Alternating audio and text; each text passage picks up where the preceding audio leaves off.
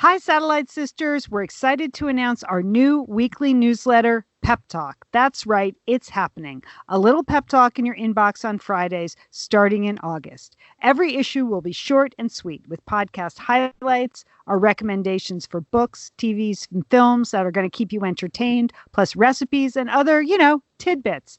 And of course, there'll be a little pep talk, because we all need that right now, don't we?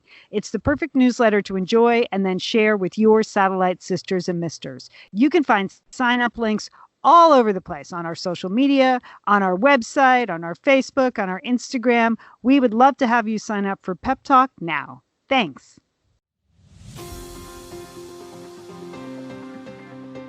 You're listening to Satellite Sisters. What's a satellite sister? The person you call when the best thing in your life happens or the worst. The person that gets you up, gets you going, and gets you through. And every once in a while, changes your mind. This podcast is part pep talk, part weekly check-in. Like grabbing coffee with a friend. Thanks for being here. Welcome to the Satellite Sisterhood.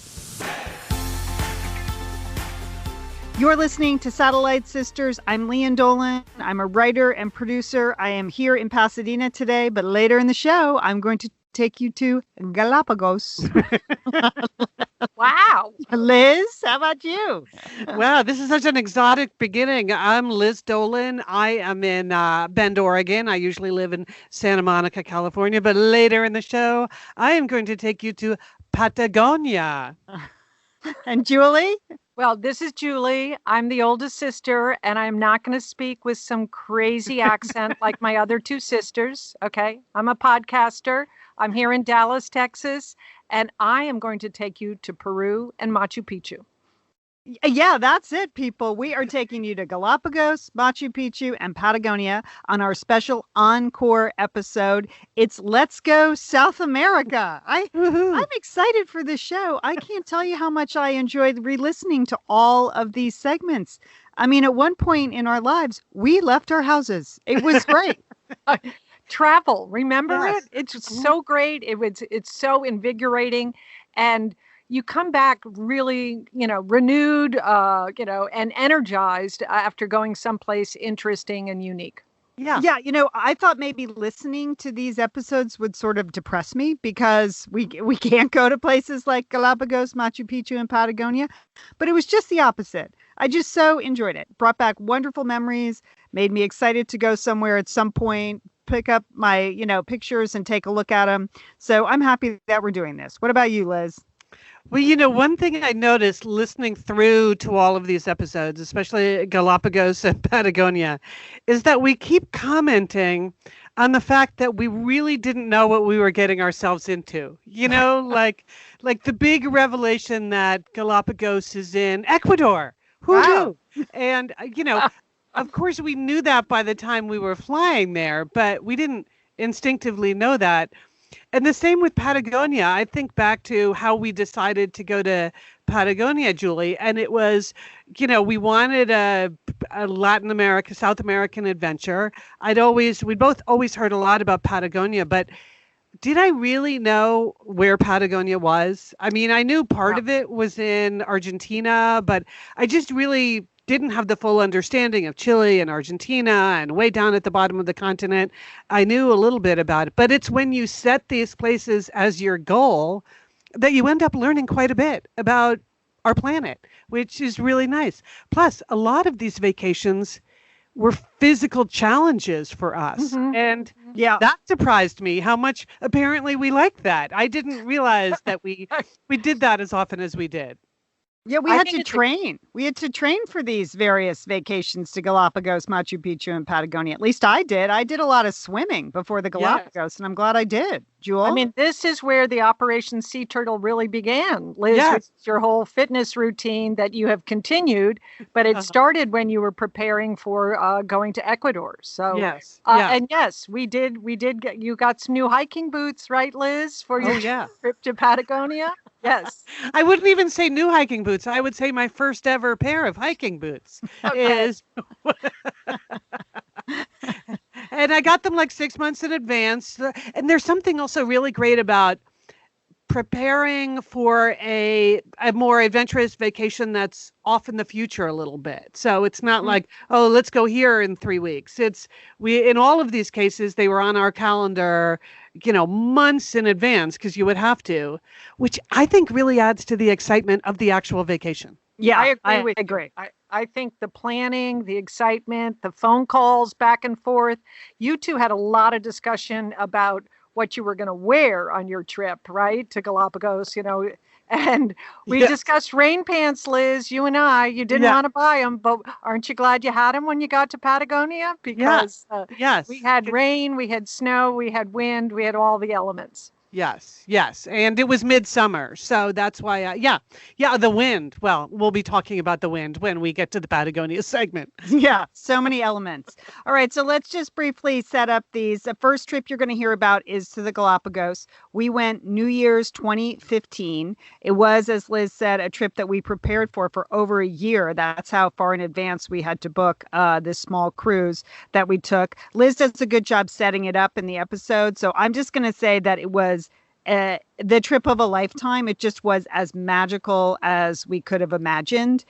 And it turned out I did pack incorrectly. I should have talked more about what to wear, because it's not a tropical paradise. It's actually kind of dry and arid. And I was cold most of the trip. But other than that, it was fantastic. So first up is Galapagos. Julie, then we go to Machu Picchu. What do we need to know about listening to that segment? Well, Liz and Leanne, I love it when places actually live up to its hype. Now, that's what I found out about Machu Picchu. This was a girlfriend trip that I took with my friend Susie in 2015. And, we've gone to some pretty exotic places around the world, Jordan, Uzbekistan, North Korea. So I had kind of low expectations for this trip. But and also because Machu Picchu is such a big tourist spot. But I loved it. And as you can hear in this segment, I had 7 big learnings about Peru and Machu Picchu. And I'm just over the top with what a great place this is. And Liz, what about Patagonia? Okay, so Patagonia. So Julie and I were like sitting on the beach. Julie pitched the idea.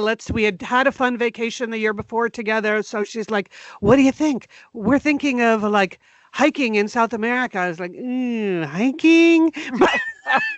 But then we found this great tour operation that was hiking on the Argentina side of Patagonia. Patagonia is in Chile and Argentina.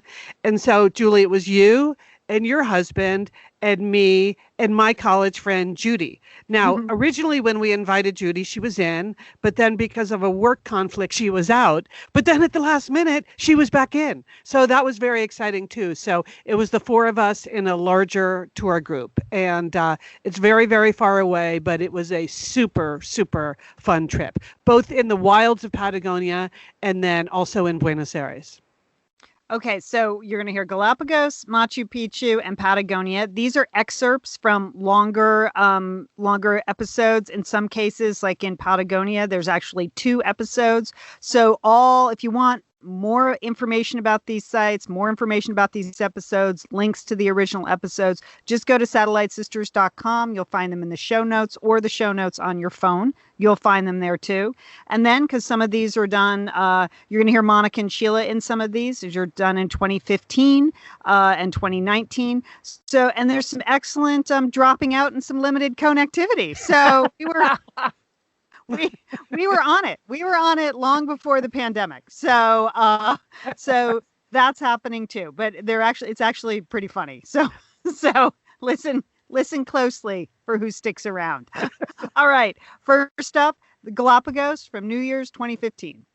Let's launch in with Galapagos. Okay, who's giving the overview? Liz, you're giving the overview of where were we and what we did. Sure. I'll just establish a few of the facts, and then we get into the tale of the trip. Okay, so the facts were that the day after Christmas, a subset of the family left for the Galapagos. That was a group of 10 that included Monica from Portland, Oregon, me from Santa Monica, Leanne and your crew from Pasadena, and our brother Brendan and his crew from Orange County, California.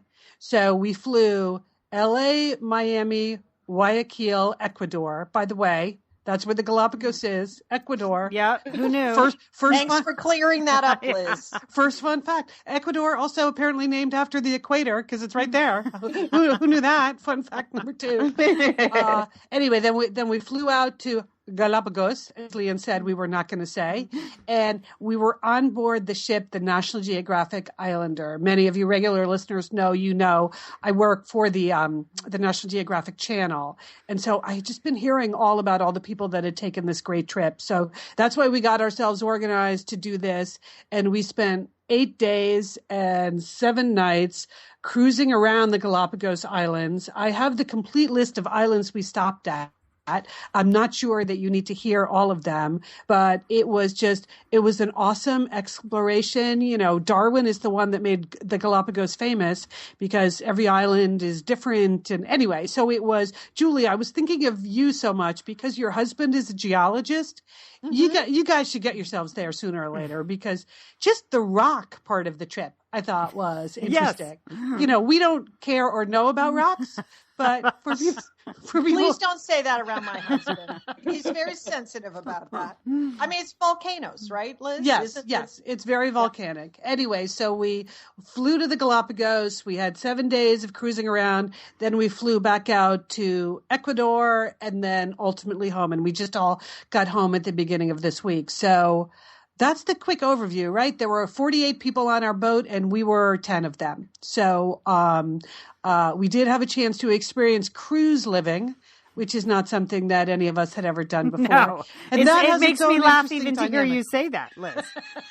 Liz, I found shipboard life sublime. You did? Yes, I was worried I've never been on a cruise, and I thought you would get this feeling that you were sort of trapped on this floating hotel with people just surrounded by water, and in our case, sharks, because there were sharks all around the boat. But I found it absolutely sublime. I mean, I enjoyed sitting up on the sun deck there during our siesta. Now, one thing about the cruise was it was very active. So the idea is you're not just sitting on the boat looking at the scenery. They have all of these small Zodiac boats, these big rubber rafts that have motors. And so all day long, you're going on these excursions. So you're getting off the boat in the Zodiacs, motoring to these islands where you have nature walks, hikes. There's a naturalist with you that guides each group, and he talks about all the animals. And then you get back in the Zodiac, get back on the boat, then you go out for other excursions. So it was extremely active trip, which I loved. Mm-hmm. Yeah, that was perfect for my family because really my husband trapped on a boat. That's like a caged animal, being a runner. And even he was exhausted. I mean, we would get up, Julie and Sheila, we'd get up for the 6 a.m. hike. And we do the hike. Oh, hiking honeys. I know. Love it. You know how much we love it, but we did it because there we were. And we wanted to experience the whole thing. Then we'd come back for breakfast. Then we'd get in our wetsuits, which is a super good look on all of us, I have to say. You'll notice we haven't posted any of those photos yet. Right. None on the website, none on the Facebook page. Where are the wetsuits? We all want to see them. I have to say, wetsuits are so unattractive and they're so big. They make you look about 5 times bigger. It's so bad. Yeah. Well, they disappear your waist. That's for sure. And if you really don't have a waist, then you're really in trouble. But then we really featured our hats, Julie, in the photos. We had posted a lot of good hat pictures, which you need. Again, you're on the equator. Yeah, but then we'd snorkel and then we'd get back in the Zodiacs and there'd be a giant meal and then we'd take a siesta and then we'd get right back in the Zodiacs and there was either more hiking or more swimming or more snorkeling or just Zodiac rides or there was sea kayaking. We did all Listen, I did the sea kayak excursion, which was quite a lot of fun. That was great. That was great. Well, even the first day we went snorkeling, Monica, you and I were snorkeling buddies. Like we weren't in the water like 3 minutes before we saw the sharks. You know, Julie, you're snorkeling with sharks and all kinds of other cool fish. But like, it's a shock that you're in their world. This is not like, just being at a resort. You are a complete, like, you're dropped in from outer space and they have total command of the environment. It was really, really cool. Yeah, there's Were there any nothing safety concerns? Can I ask about that? Have they Yes. ever lost any passengers? Shark bites? Iguana bites? What's the word on that? Well, we did. First of all, it's a very active cruise. So it's definitely, if you're not a strong swimmer, it's not a good cruise for you, to be honest. Mm-hmm. So there wasn't anyone on our boat younger than 11, and even the 11-year-old couldn't do everything. So the people in charge seem to assume that you know what you're capable of. And if it's swimming or if it's hiking, straight up these steps, that you're going to be able to do it. So there are safety precautions, but they also, give the passengers a lot of credit that they can handle, what they're taking on. So that's one thing. It would not have been a good cruise for really anyone under 13 or 14. I would not recommend it, just because the swimming is very active, and that's like 50% of the trip is the snorkeling. And it's open water. It's deep water snorkeling. So you get on your suits, you get on your flippers, you get on your masks, and then you SEAL Team 6 it over the side of the Zodiac. Yeah, it's the complete Jacques Cousteau move. Yeah, backwards off the Zodiac. Yeah, you're not wading in on the beach or anything. No, you're in real open water, with real. Some of the water is really deep, 100 feet deep, along the side of this cliff with sharks down. Yes, sharks. So, speaking of swimming, I would like to give a little shout out to our own Leon Dolan.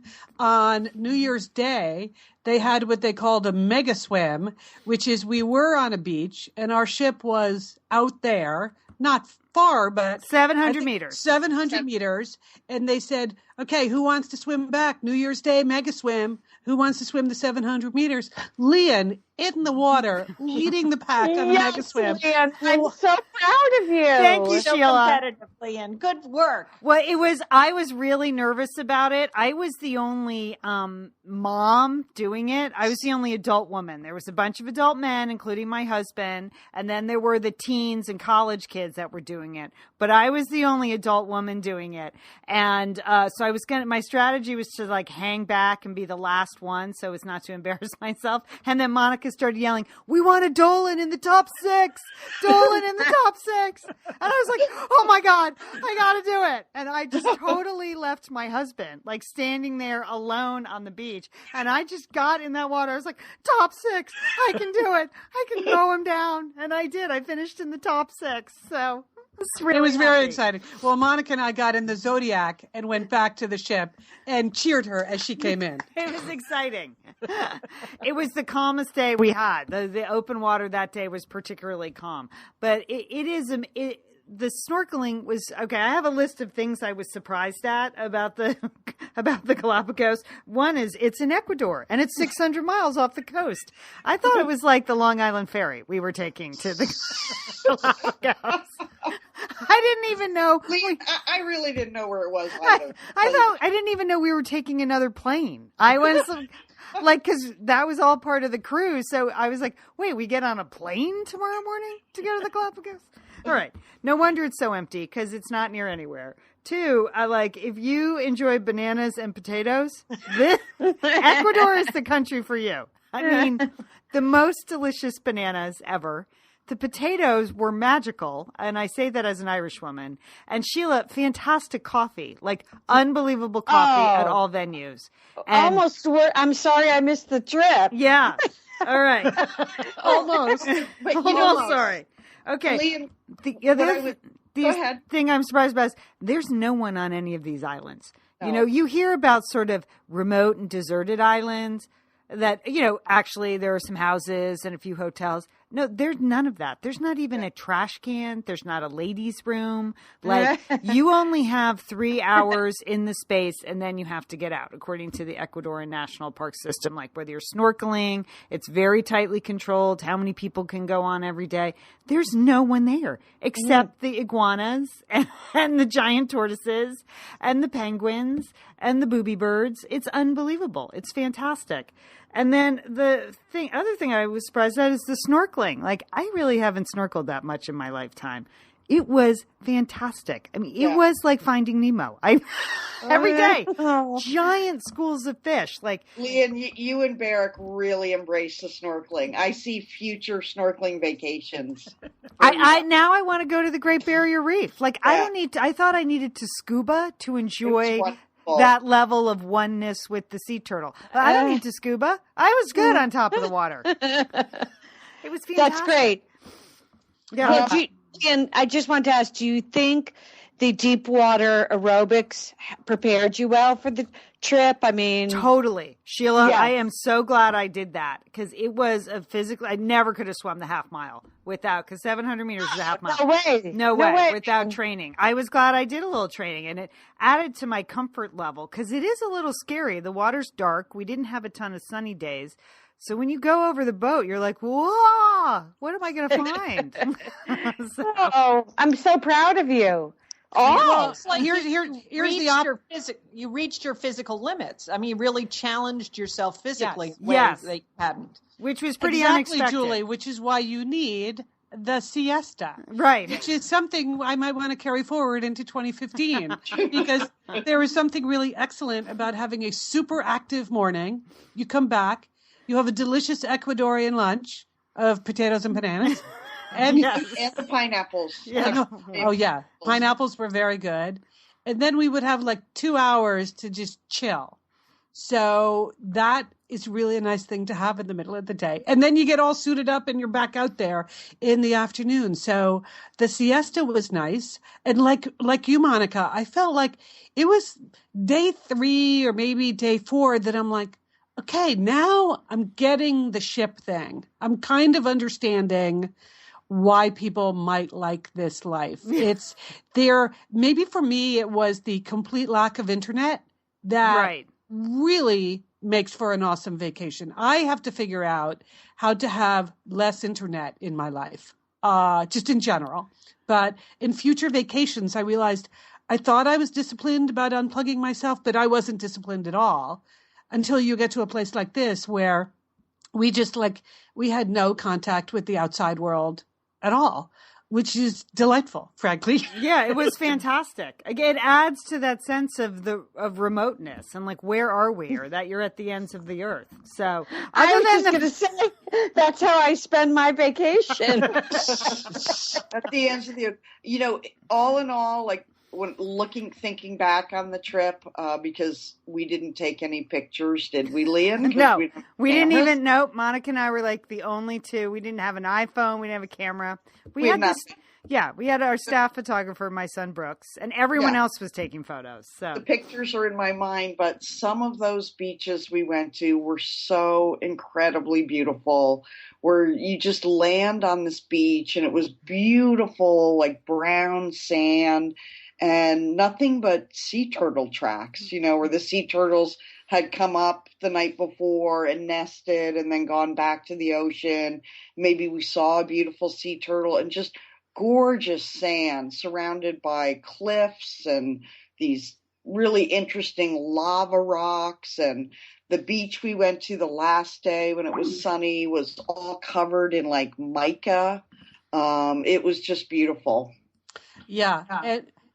And I know, like, even the first day we got the intro to the animals of the Galapagos, like on that first afternoon, we were on this island called North Seymour Island. Mm-hmm. And first of all, we're in the Zodiac on the way to the island. And this whole, I don't know, is it called a herd of dolphins? a pod of dolphins. A gaggle. I think it's a gaggle of them. Julie, it was like they were performing for our pleasure. There were maybe 100 dolphins just swimming right next to the boat. Like we could reach out and touch them if we wanted to. We didn't because we didn't. Why do the animals like the Galapagos? I understand why you guys would like it, but why does it attract so many animals to those islands? Because there no humans have. I mean, there are humans that live in this small town, but for hundreds of years there were no humans there, so there were no predators. So they're not afraid of. That's why they're not afraid of humans. That's why the sea turtles, everyone, they come right up to you when you're swimming in the water. The sea lions come up because no one hunted any of those animals.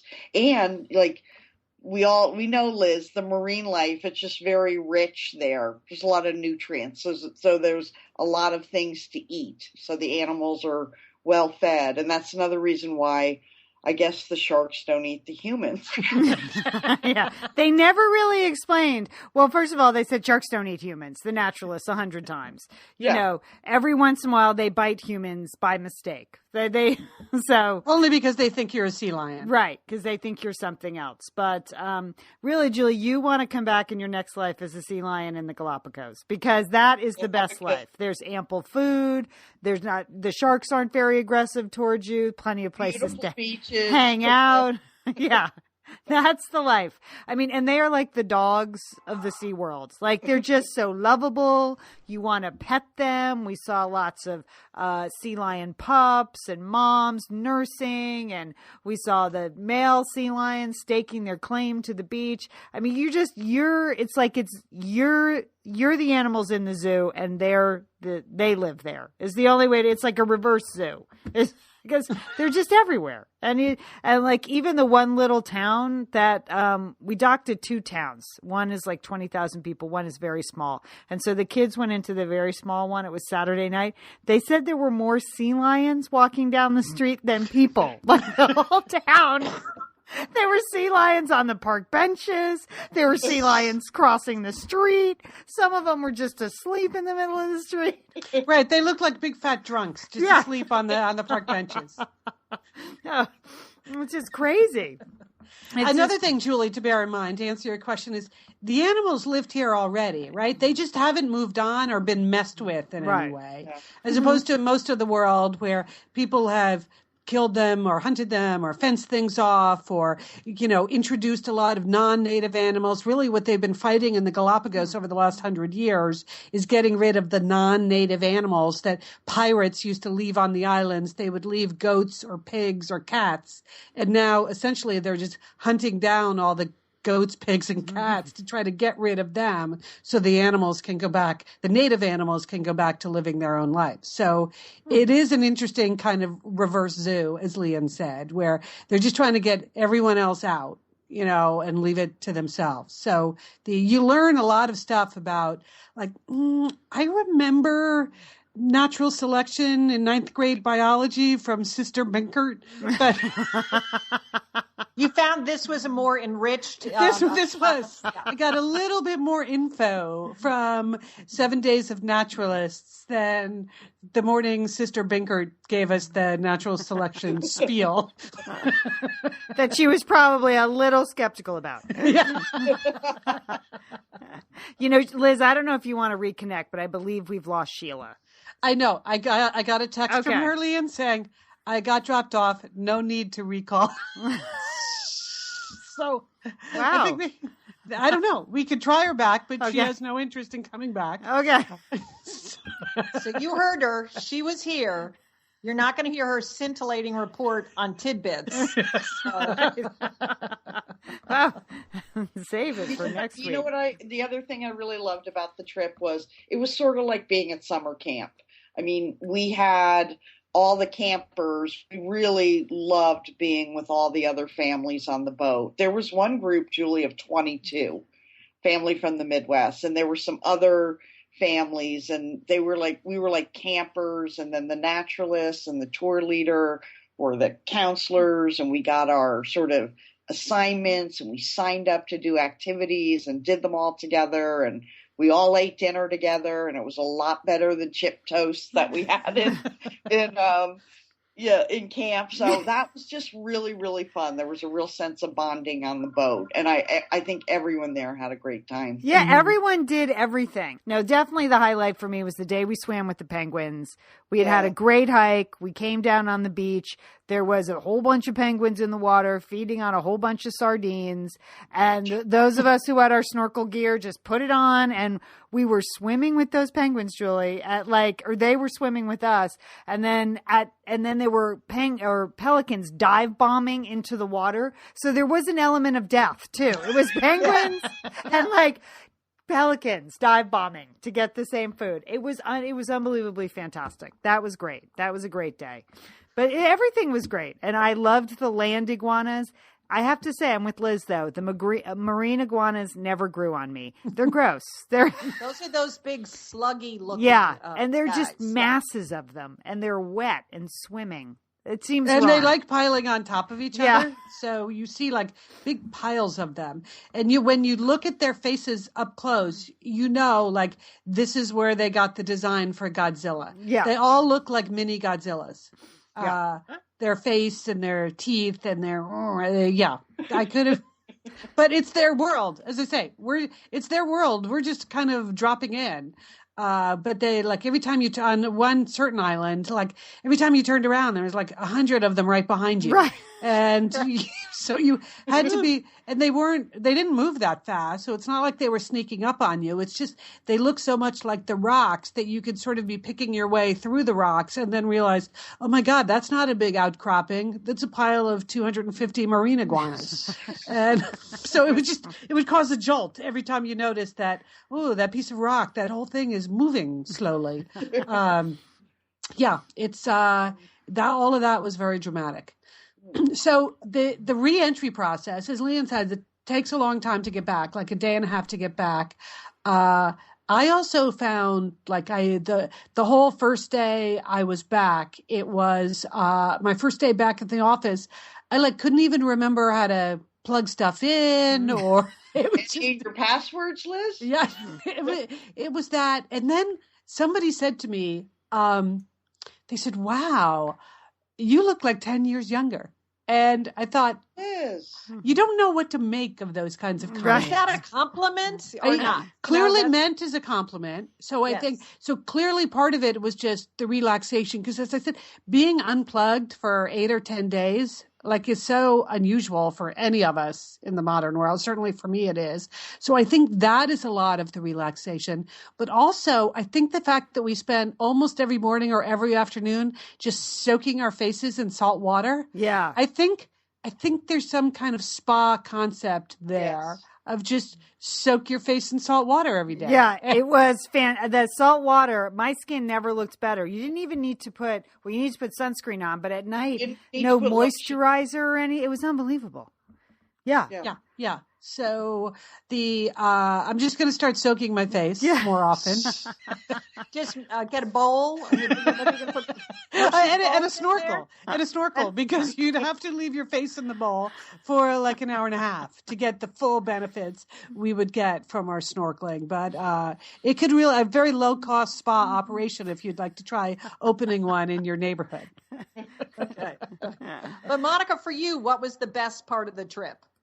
The best part was the scenery and the sea turtles. It's always been a dream of mine to swim with sea turtles. And I've been to Hawaii and I've snorkeled quite a few times, but I've never seen a sea turtle. So, that it was just magical, Julie. I can't even tell you the last snorkel. Liam, we probably saw 36 sea turtles, just easily, so peaceful.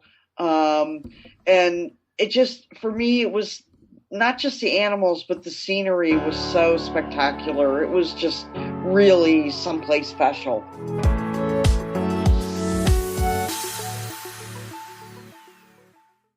Okay, I have seven great thoughts about Peru, Machu Picchu. Now, first thought, Machu Picchu, you have to go. That's it. Okay, everyone, pack your bags. You have to go. I mean, I know it's like almost a cliche to go to Machu Picchu. I know a lot of people go there. You might think that you're going to be disappointed because it's not going to be as great as the pictures, or there are going to be too many people. Just go. Okay? Really. It is. Here's the thing about Machu Picchu. Okay. It is an absolutely spectacular site. I mean, this Inca village on top of a mountain in the middle of the jungle. So it's at 8,400 feet. And you go up there and you see this stonework, you see houses, you see temples, you see gates, you see, it's an incredible sight. And that would normally blow you away, just to see something that is such an engineering feat. Like, how did they get those rocks? How did they do that? How did they build all that stuff? How did they bring it up there? I mean, they had hydraulics. They had, they have all kinds of engineering. They thought of everything. I mean, the Incas were pretty good. They didn't have the wheel, which was kind of, that must have been a drawback. That would have helped a lot. How old is Machu Picchu, Julie? Do they know when it was actually built? They feel like it was built in the 15th century, Liz. That's when they, that a lot of it was and still no wheel. Huh. Yeah, still no. That was not so good. But sometimes it's just one detail. Okay, go ahead. But they had a lot. I'm telling you, it's fantastic. But here's the thing. It's the setting. I mean, you cannot believe the mountains that first of all, that it sits on, and then the mountains that are surrounding the Machu Picchu. So the Incas believed that mountains were gods. And when you're on top of Machu Picchu, you do too. I am telling you, you're so overwhelmed with the physical setting because you can, as far as you can see in any direction are peaks, and they're young mountains caused by tectonic plate movements. And so they're very high, very steep. And then in the background, you see snow-capped mountains. They have the snow level at in Peru starts at about 16,000 feet. Oh my gosh. They're really, these are really majestic mountains. So it is overwhelming to be up there. It takes your breath away, and you can't even, you need at least 2 days up there. You can't take it all in. But if you only have one day, you got to do it. You got to do what? Sorry, you faded out there a second for me. Oh, Julie. Hello. Talk to me, Machu Picchu. Hello, Peru. Oh, wait, okay, Julie. Hold on. You cut out. You dropped out. So whatever your last thought was, say it again. Okay.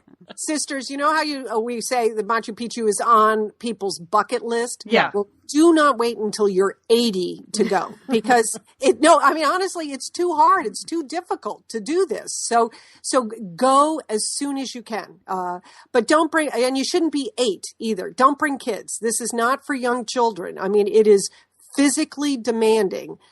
Even just walking around the site up on top, you're on top of a mountain.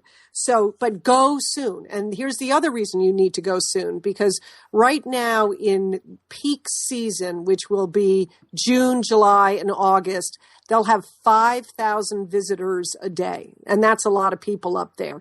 In fact, UNESCO has told Machu Picchu that they need to cut back to no more than 2,500 visitors a day. So it's going to be more difficult to get to Machu Picchu because they want to protect the site.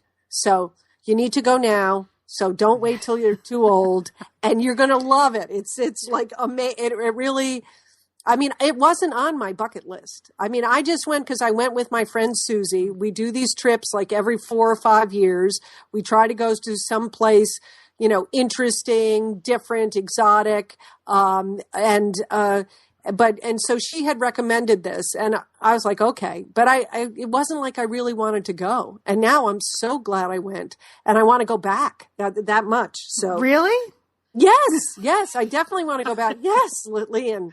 You get up there, it is an amazing site. Like of all the spots in the world, you don't want to miss this one. If you are physically able, you should do this.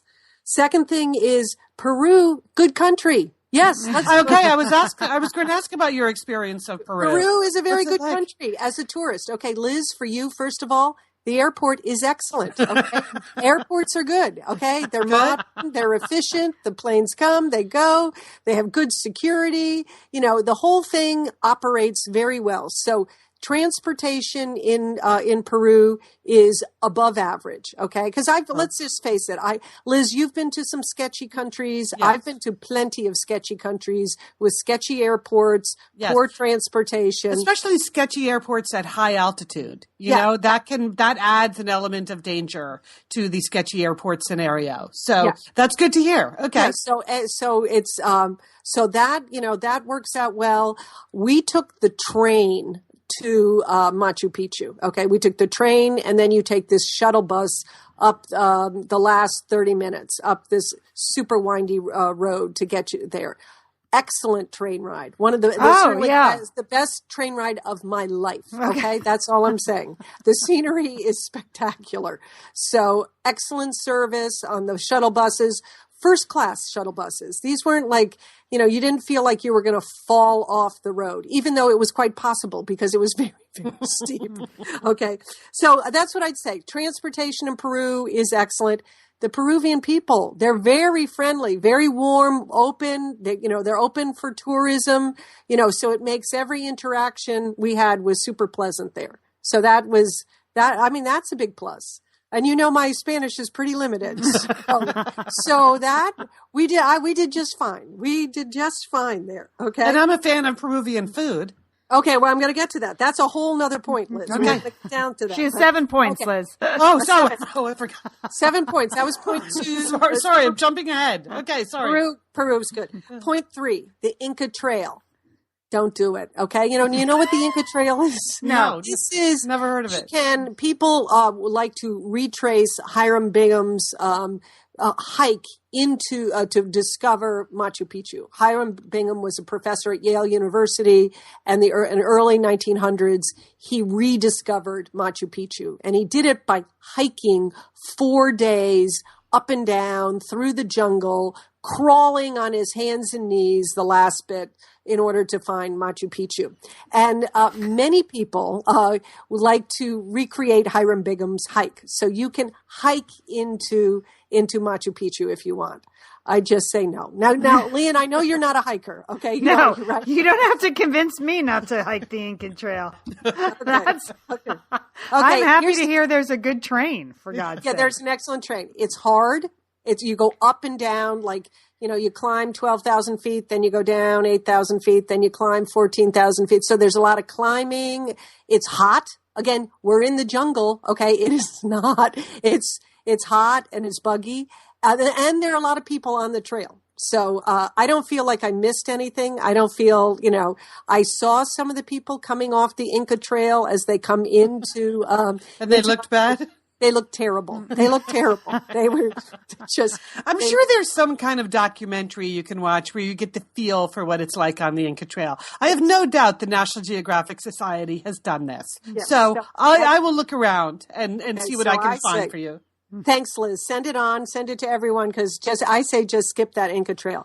Point 4, Liz. This is food, Peruvian food. Oh my gosh, delish, isn't it? It's delicious. I mean, you name it. If you like quinoa, if you like potatoes, rice, tomatoes, peppers. I mean, they have delicious beef. Everything is good. Leanne, it is a carbohydrate lover's, dream. Thanks for singling me out. Thanks for singling me out. Well, you're a potato lover. I you do said love that potatoes. After we were in Ecuador. Yeah. Leanne, they have this one dish, saltado. Okay. It's like beef. Do you know this dish? Yes, It's good. It's the beef and the onions and the tomatoes, and they serve it with French fries and rice, Leanne. You can't at the same time. I mean, it's just everything was delicious. Every meal was great. So again, as a tourist, it's so interesting, the mix of Asian foods and Italian food and Spanish food and indigenous food. It is all good. Okay. So, even picky eaters, you're going to enjoy the food in Peru. Point 5, pan flute music grows on you. Can I just say that? It better, because it's pretty much. Is it the only thing they've got going at all? Because that's the impression you get. It seems like it. It is the a brunt of late night TV jokes about the pan flute. But I did find myself tapping my toes to some of the pan flute music that I heard, and it's everywhere. It's on the train. It seems like every restaurant you go into. It's in the airport. It really grows on you. So I would definitely. Don't stay away just because of the soundtrack. Yes, that's exactly right, Liz. Thank you. Okay, now point 6. I just want to mention again, because Machu Picchu is hard, and the following footwear are not appropriate for Machu Picchu. And I want you to make a list because my friend Susie and I saw it all. So Toms, Uggs, Chucks, wedge boots, leather boots, Kim Kardashian black patent sneakers are not appropriate for Machu Picchu. It's at 8,000 feet. It's on top of a mountain in the Amazon jungle. People, you must respect Mother Earth, or Pachamama, as they say in Peru. What? Hot mama? Pachamama. Pachamama. Okay. That's Mother Earth. Yes, yes. I mean, it's a fascinating country because of the indigenous culture, and they're really not too fond of those Spanish conquistadors. But just to see the clash of cultures there, to see how that played out, it's a great place to visit. And my final point is, I did not get to everything. I was only there 7 days. We were like on the move the whole time. We were trying to see as much as we could, go to markets, hike, do stuff. So I did not get to drink a pisco sour, which I think is the national drink of Peru. Because my friend had a very unfortunate experience with pisco sours 30 years ago. Oh. And she kept saying, do not drink that drink, Julie. You will regret it. I think she set her hair on fire or something. I don't know. So she was pretty down on pisco sour. So we didn't do any of that. I did not get to eat the guinea pig. Okay. That's a huge relief, I think. That I'm very relieved. I think many listeners will be relieved. I mean, it's on many menus. I mean, and they serve it. I saw it all grilled up. I see what it looks like. I just didn't get an opportunity to do that. So maybe if I'm spend more time in Peru, I will be able to do that. I don't think that needs to be on your bucket list. Really, it's sort of a side issue, but it is their national dish. That's all. I would stick with saltado. Just stick with the saltado. Saltado, yes. And then finally, I still cannot differentiate camelids. Do you know that there are 4 different types of camelids in Peru? The alpaca, the llama, the vicuña, and the guanaco. And I can't tell the difference between those. We didn't spend enough time. But baby alpaca in an open market, I can now tell the difference because we did a little shopping. So it's great. It's a great country. And it was a great experience on multiple levels. I mean, it was physical because once we were at Machu Picchu, we did climb up a very high, it's called Huayna Picchu, which is a big peak that you can then look down on Machu Picchu. And sadly, it's rigorous enough that they make you sign in when you're hiking and then sign out, and you have to put your nationality and your age. We were the 2 oldest people hiking Huayna Picchu. My friend Susie, who's 61, she was the oldest on the list. But we did it. We were fine. Yeah, way to throw Susie under the bus. No, she's proud of it, Leanne. You gotta be proud of it. Yeah, okay? And you're not there yet. Why should no? If Susie's older than you, that's just a fact. That's not a judgment. That's a fact, Leanne. Okay, and we're gonna get T-shirts that say we climbed HP Huayna Picchu and people who know will know. Okay, we didn't hike the Inca Trail, but we climbed that thing. So it was very, very steep. So. But it was physically demanding, and then just so interesting on so many levels. So 2 thumbs up for Peru. You both would love it. You would absolutely love Peru, and it's a great experience.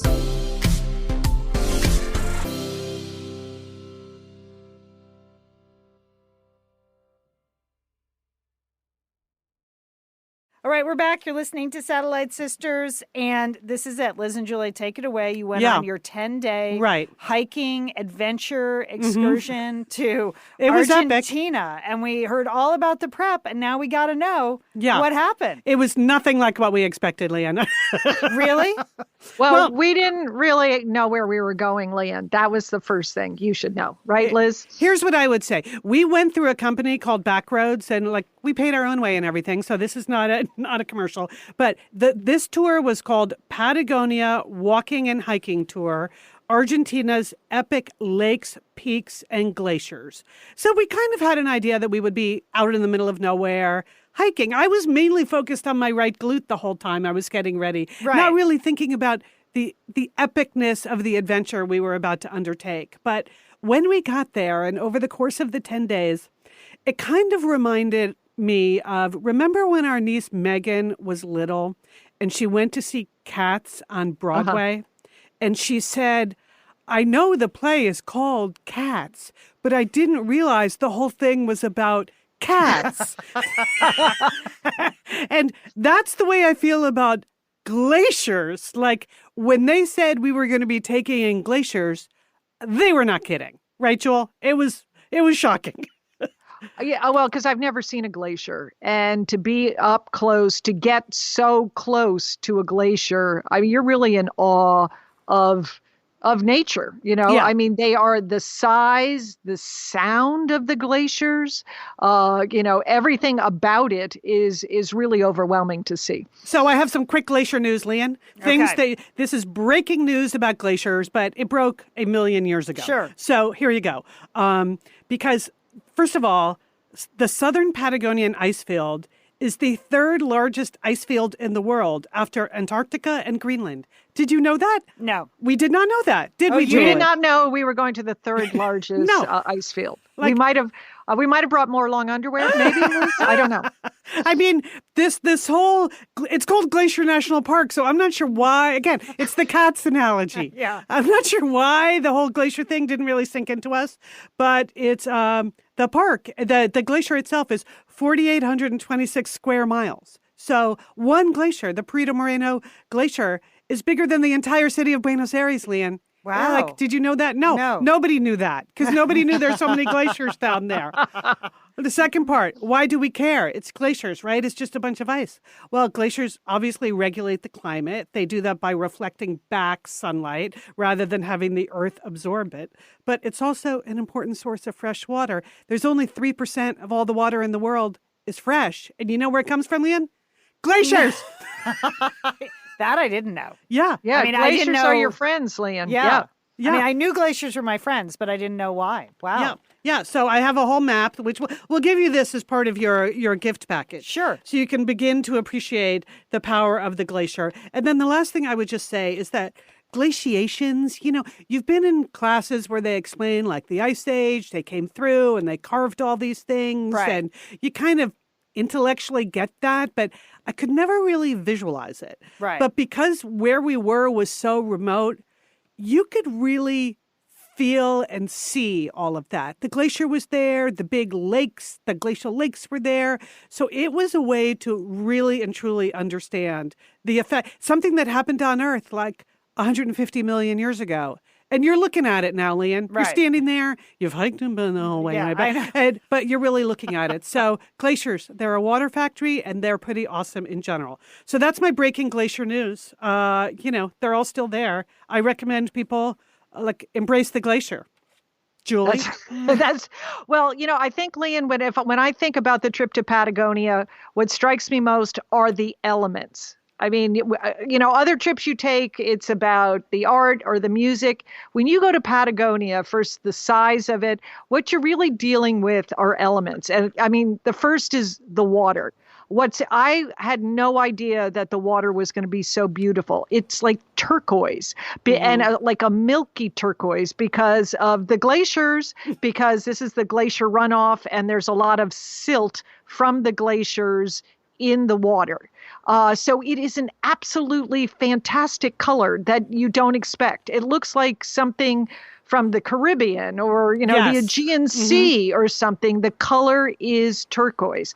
And I guess they have lakes in other parts of Patagonia that we didn't see that are purple in color because they have a lot of iron ore in the runoff. And so it turns the water purple. I mean, that was amazing. Second thing about the water, Leanne, it is so fresh and clean that as we were hiking, we could take our water bottles and dip them into the streams or the lake, and we could drink the water, and you didn't get sick or anything like that. I don't think I've never been anywhere else where you can do it. Even beautiful looking streams and lakes in the US or Canada, you can't do that. No, but it's exactly what they tell you not to Yeah, do. never Right. do that. They Don't have even let to your do dog that. drink from it, Yeah. right? Yeah. Which is Right. stupid. I mean, so that was mind blowing. It was a simple thing, but it was absolutely mind blowing. And it was the most delicious water I've ever had in my whole life. And Leanne, when you washed your hair with this water, Oh. it was amazing. Was But it full body? Did you have body? I had body Oh finally, my Leanne. gosh. My whole life, I've never had No. body. What I need to do is wash my hair with glacier water. Who knew? Okay. This whole thing was who knew. I cannot tell you how many times we said that to each other. Look at that. Who knew? No idea. Of course, Julie's husband knew, but we didn't know. We were, and icebergs, Leanne. First of all, it's very reassuring that when you learned about icebergs in like third grade, that 10% is above water and 90% is below water. That's still true. Okay, okay. That was a relief. And we posted pictures that we saw icebergs, Leanne. And then probably, I think it will be a highlight of my life, is we were on a small boat, and one of the men that worked on the boat was able to chip off a piece of the iceberg, and they brought that onto the boat and then chopped it up, and we all got to drink. In this case, it was dulce la leche cordial over an iceberg cube, cube. Wow. Dulce de leche, which is basically just like caramel. Yeah, it's caramel. So caramel, it was like caramel and over iceberg. ice, over an iceberg ice cube. Wow, Okay. that sounds refreshing. That sounds warming and refreshing. Just perfect. Yep. The perfect drink with the. So you're just chipping away at the iceberg. I'm gonna just. I know we're gonna get calls on that. So is that a good idea? It was just bobbing but around. It was floating. It was floating in the lake. Okay, we're not destroying the iceberg. These were little chunks. They're all over the lake, Leanne. It's part of the nature. These are one of the elements. Second element, the wind. I think we posted some Instagram videos and Facebook videos to illustrate it, but they describe the Patagonia winds as relentless and unstoppable. What I would add one more adjective, laughable. Leanne, think TV weatherman reporting with those first hurricane winds. I mean, we were leaning into the wind. It was blowing so hard. Right, Liz? Yes. Oh my God. There was one day we were coming back from a hike. I had come back a little bit earlier than Julie because I had not gone quite as far as Julie, but you're walking into the wind on your way back to where our little bungalow was. And it was like a desert oasis where you see your house off in the distance, but you can't get there because the wind is preventing you from getting there. It was insane. It was comical. There was one night where the wind was blowing so hard when we were in the town of El Calafate, where we literally thought like the windows would blow in our hotel room or the roof was going to come off the joint. Really? It was that loud that they give you earplugs in the hotels, Lynn. So that because you can't sleep because there's so much wind. Okay, that sounds crazy, terrible. So, but you have respect for it. I mean, you have, this is you. I mean, this is an element. You're in the element. I mean, one time it knocked me down on the trail. I was coming down the trail and like some gust came. It like blew me over. We had to strap down our hats. We had to just, really lean into it. But you know what? It was the best air I've ever breathed, Liam. All right. Yeah, it was a lot of it coming at you every day. And not every day, but that was it. Yeah. The peaks, Liam, that's the next element. I mean, I have to say, I love the Rockies. They're fine. Sierras, the Alps. But those Andes Mountains, they are magnificent. And they're magnificent because they're no foothills. Right. It's just the mountains. They're absolutely covered with snow. And they take your breath away too. Sometimes the wind did, and then other times you'd come around the corner and you'd see these peaks or these mountains, and it would stop you in your tracks. Right, Liz? Yes. Yeah. It was just amazing. And, again, Julie's husband, being a geologist, would be explaining to us like how these mountains just sort of pop up out of nowhere, however many millions of years ago. It was incredibly dramatic, like no mountains you've ever seen. Well, they reminded me of the Tetons. You know what? I tried to say that to Julie's husband. I was like, you know what these remind me of? The Tetons. He's like, they're nothing like the Tetons. And then he explains to me why geologically they're nothing like the Tetons. But you're right. Like because of the jaggedness of the peaks, they are the valley floor. No they foothills. are most reminiscent of the Tetons. I mean, it's scientifically unsound, but photographically, I think. I'm looking at your photos. Do not say that in my husband's presence. Right. Okay. Do not repeat that. But Leanne, we were hiking and we had some great leaders on our trip, and we also had some local guides. And as we were hiking some of these mountains and peaks, one of the guides that we had, Roberto, he was planning to climb one of the Cerro, which is a 10,000-foot peak. And he was planning to climb the west face of it, Leon, which is an ice wall. And he was going to do that with an ice pick and with ropes. Wow. Okay, that's how he was going to go up. And there's an 85% chance that he was going to be successful. But there was also a chance that he was not going to survive. And that was our guide for these peaks, Leon. You know, here was a man that was going to go up with just some ropes and some carabiners and an ice pick. And he was going to climb what is considered technically the most difficult peak in all, you know, in the world. It is. Cerro is, yes. Cerro. Yeah, it's like, you know, Everest is for pikers. There are a couple of really hard ones. Cerro is considered one of the hardest peaks in the world. Okay. And so there we were with Roberto. And there will be no Facebook pictures, no Instagram, because it's just him and the mountain. And he's not going to tell anyone when he did it. Fortunately, he didn't do it the day we were leading. He was leading us. Like, he didn't take us a turn like, okay, now we're going up the west face of Cerro. We didn't have to do that, Liam. The other thing I want to mention are the clouds. They have special clouds in Patagonia. They're what's known as lenticular clouds, and they look like flying saucers. They're you've just, and again, it's because of the winds and the mountain formations and the peak. It makes these very unusual cloud formations. In some cases, it looks like smoke is coming out of the mountains. They look like volcanoes almost, but it's not. It's because of the elements. Yeah, and it's the kind of thing where it's so fascinatingly, and like at night, you'd be back in the hotel and you'd be looking up like clouds in the books that they had there because it was so... Because there's nothing else to do? Yeah, well, you're too exhausted to stand up, right? No, because it's just so fascinating and so unusual, the combination of elements. You're like, what is up with those clouds? Which is not something I normally say to myself. I have to say, your photos, even though neither of you are real photographers, your photos...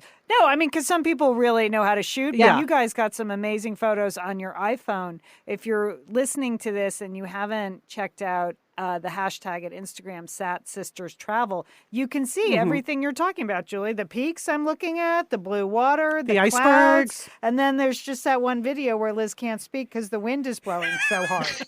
I wanted to give you the feel. Relentless, unstoppable, and laughable. Yeah. That's the win. Yeah. And then Leon rocks. You know, I've been married to a geologist for 40 years. And for 40 years, I've been faking it. Okay, I admit it. I mean, like, he'll say, oh, you see that fold? You see those dikes? You see those granites, that church layer? Do you got that? How about those rhyolites? But I finally saw it. It is like such a geology wonderland there that if you've never been able to visualize faults and folds and movements and moraines, Patagonia is the place to go because it's all right there. And it is a wonderland that way, right? Don't you think, Liz? Yes, it's so unspoiled that it's like you get to see the planet just plain, like no humans, like just before there were any humans, this is what it looked like. There was even, one day we were walking through that valley of fossils, Julie, right? Yes. Which was just insane. And where all these 150 million year old fossils, like all over.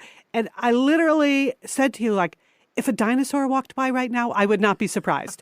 You feel like you are in this pre-human place on our planet. Like you've gone back in geologic time. That's cool. Yes. That you can't replicate. Very few places. You have to be, you have to be there. And then all while this, with the wind and the water and the peaks, there's some incredible animals. We saw condors all the time. I mean, just soaring above these glaciers. You can't make that up. And I love that. We saw hawks and eagles and fox. We saw a lot of sheep. There are still a lot of sheep there.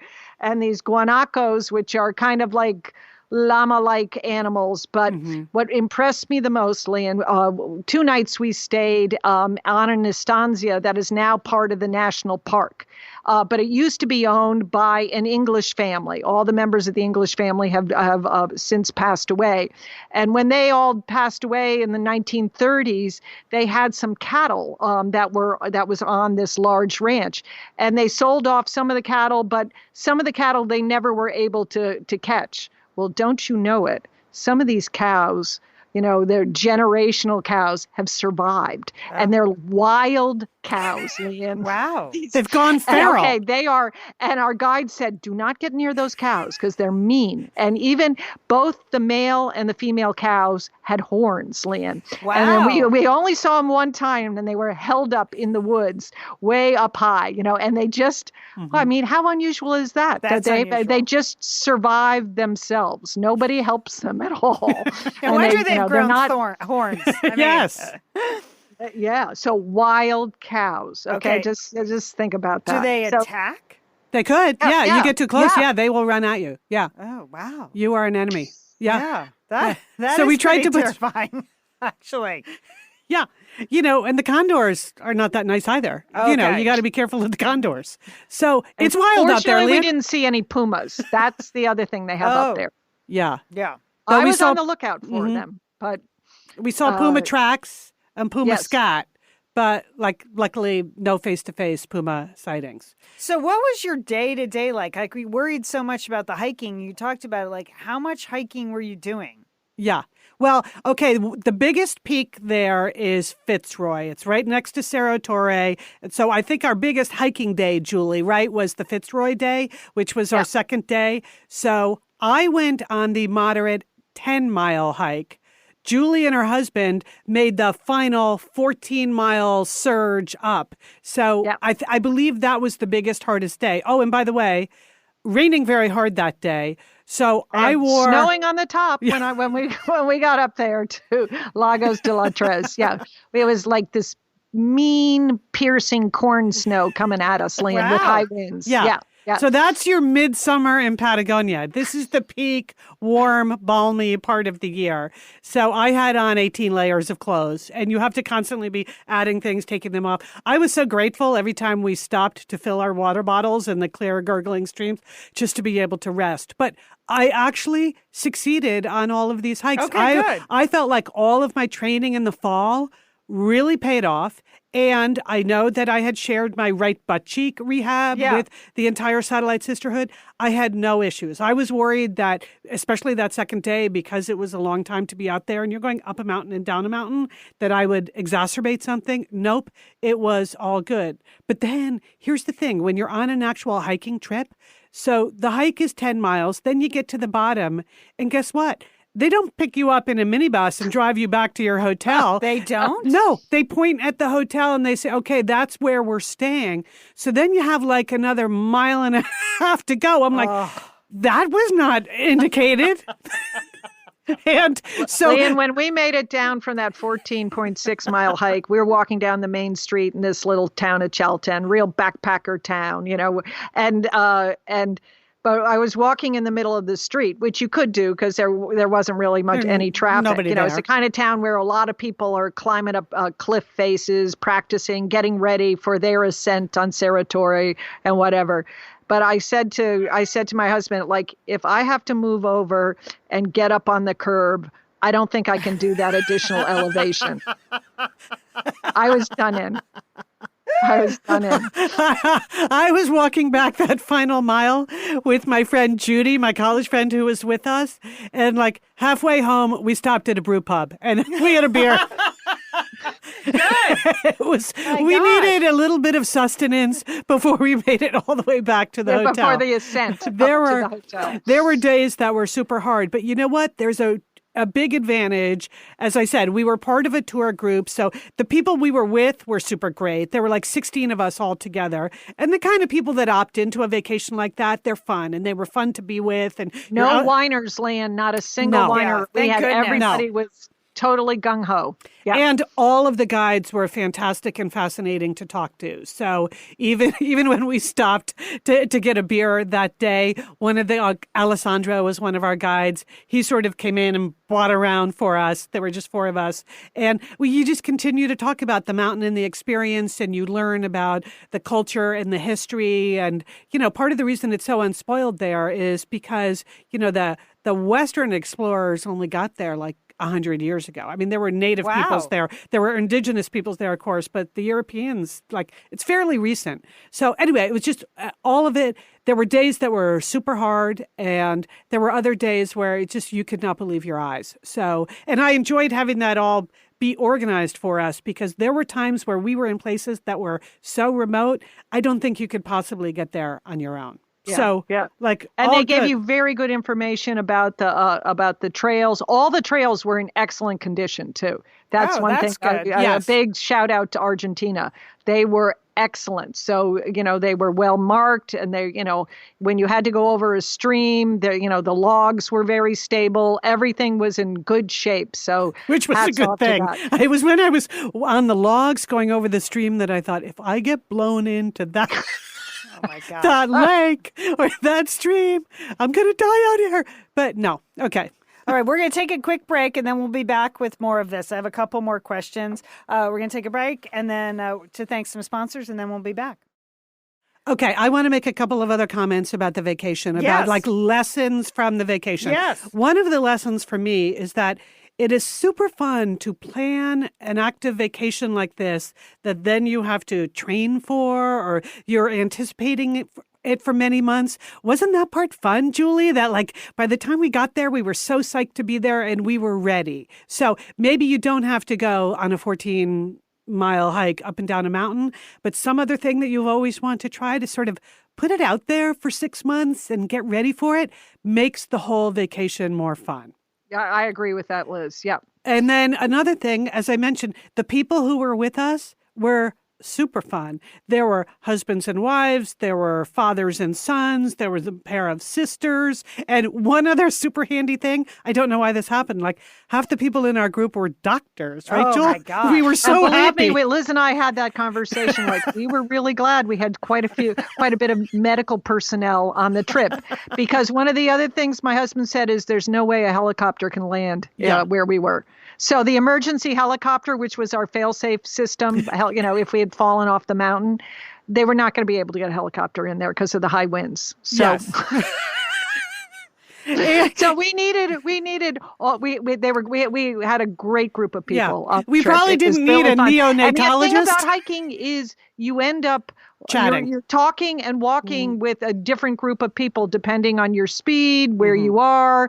And so that was very fun too. And somehow, and I think most satellite sisters know this, that when you're doing something with other people, it makes it more fun. It makes it easier. And, we had some great conversations over the course of the vacation. Mm-hmm. One last thing I'll say, I feel like we as a group, the four of us, added to the overall success of the trip, mainly because the role Julie's husband could play. Oh. Once everyone figured out that Julie's husband is a geologist, the guides, by the way, were super knowledgeable. So they had a lot of knowledge. But the really big geology kinds of questions, he was really enjoying his Indiana Jones moments, sort of explaining to people what they were looking at. So I felt like he added a lot of value to the whole group, Jules. So that was good. Yes, so that's you always travel with a geologist when going to Patagonia. Finally, someone cared. Yes. Trump's been telling us about that stuff on road trips for years. And we have not cared. We've never cared. Really given him his due. Everybody cared in Patagonia. Yeah. Okay, so the name of the company you used was Backroads. Backroads, yeah. People will ask. Yeah, we'll put a link in our show notes. They have a lot of trips all over the world. I know people that have gone on Backroads trips, like biking trips in Europe, that kind of thing. But I liked the hiking and walking. I thought it was great. I'm not a bike person. Yeah. Oh, gosh, yeah. And if there's one thing I I dislike more than hiking, it's biking. Okay. Well, good, Leanne. This is right up your alley then. Be sure to check it out for your next family vacation. It's not for everyone, but if it's for you, it's really fun to do. I have to say, it's very satisfying. It's like the Galapagos trip, the swimming. We Yes. really had to You had to be train. ready for that. You had to Yeah. be ready. Yeah. The swimming wasn't easy, like the snorkeling and stuff like that. And then I did the long haul swim. So that is fun. So I do like active things. Yes. Just not those hiking two or activities. biking. Okay. Just not those two active things. But you'd enjoy the geology more than you thought you would. That's what I No, would say. that I believe. Because, Yeah. I mean, you can go to our own wonderful national park system. And when you're in places, I mean, Yellowstone is an incredible park. I know. Yosemite. I know you've never even been to Yosemite. Okay, can I just say this? Like when I was in Argentina, Yeah. I saw several of my Argentinian friends who live in Buenos Aires. And two of them said, I can't believe it. I am born and raised in Buenos Aires. I have never been to Patagonia. And I was like, really? Come on, people. And then I thought, well, wait a minute. I've never been to the Grand Canyon. I've never been to Yosemite. So yeah, I need to just shut up. And like, I drive by Yosemite every time I go to Bend. Yeah. And I just Yeah, have you gotta go. never pulled off the road. So Right. it's on my list, Leanne. Yeah, I mean, when you see in Yellowstone, you can see how the glaciers cut that Yellowstone River. Yeah. It is the same thing, like, oh, it's right there in front of you. You So, understand for the first time how Right. the earth got formed. Right. It's kind of a big deal. It is a big deal. It is a big deal.